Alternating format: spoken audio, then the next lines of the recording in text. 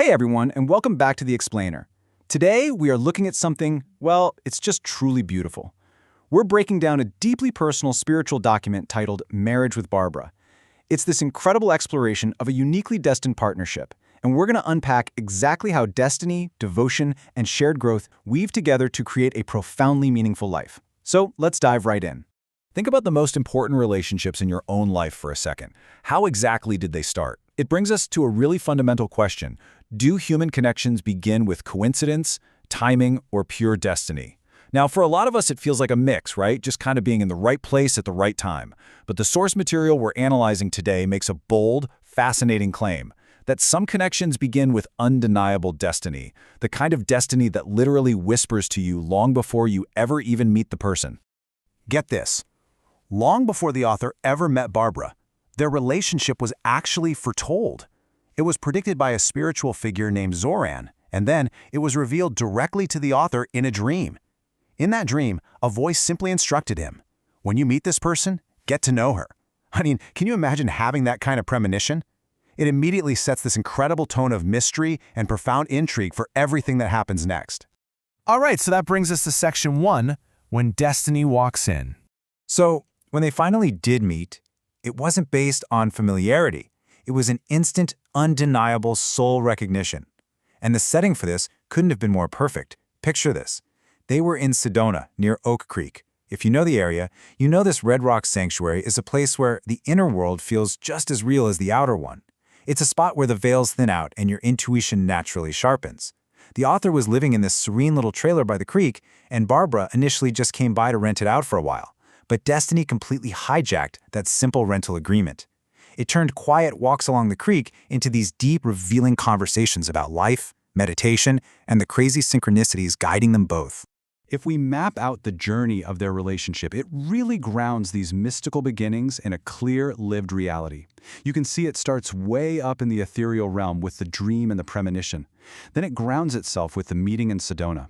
From there, it transitions into building a family, which is that deeply human, practical stage of devotion, raising a daughter, and just sharing an everyday life. And finally, it culminates in the ledger, the enduring lessons of their time together.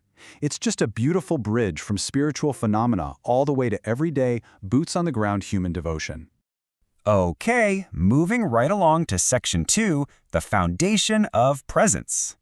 So what actually sustains a bond once that initial magical spark of destiny brings two people together?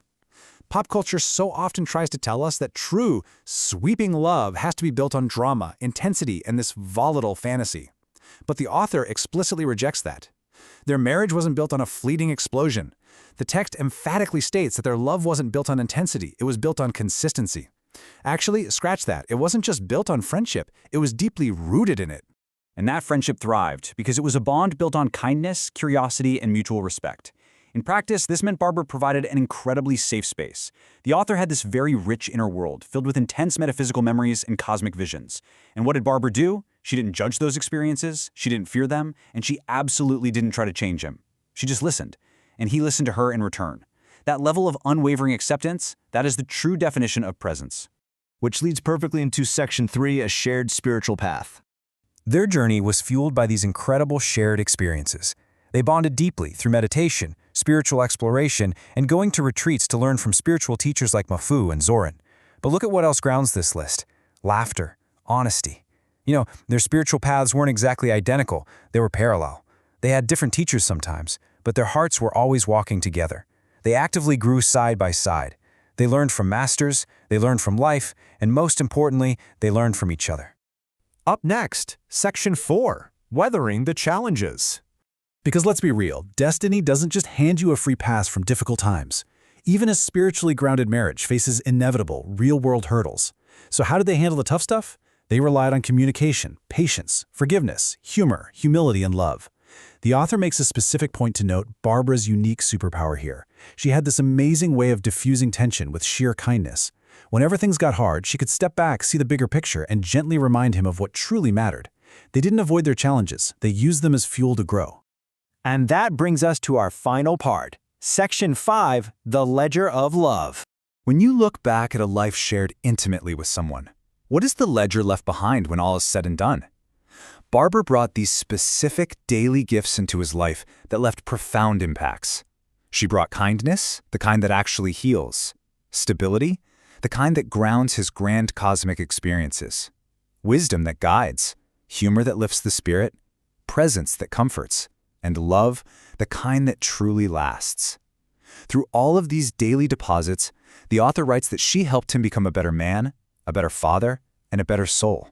Ultimately, she helped him remember who he really was.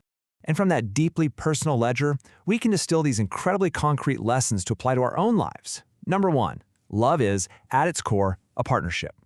Number 2, destiny is real if you're open to it. Laughter absolutely is medicine. Listening to your partner without judgment is a sacred act. And perhaps the biggest overarching lesson of the whole thing, the universe guides those who listen. Which brings us to this remarkably succinct and powerful realization from the text. For the author, Barbara was never just a wife. She was his destiny, she was his home, and she was his heart. To bring this entire narrative full circle, the document closes with what is called Zoran's Whisper. The very spiritual guide who originally foretold this union offers these final beautiful words. Traveler, love is the greatest mystery. You and Barbara solved it together. Destiny brought you to her door. Devotion built the life that followed. Just think about that profound balance for a second. Destiny is what opens the door, but it is human devotion, that daily intentional choice to show up and be present, that actually builds the life inside. So, I'll leave you with this final, provocative thought today. If love is the greatest mystery, what is the foundation of your ledger? When you look at your own relationships, what are the daily gifts and impacts you're depositing? Are you relying solely on the intensity of an initial spark, or are you building your life with the steady devotion of true presence? Take that question with you today. Thank you so much for exploring this remarkable journey with me. Keep listening, keep learning, and we will see you in the next explainer.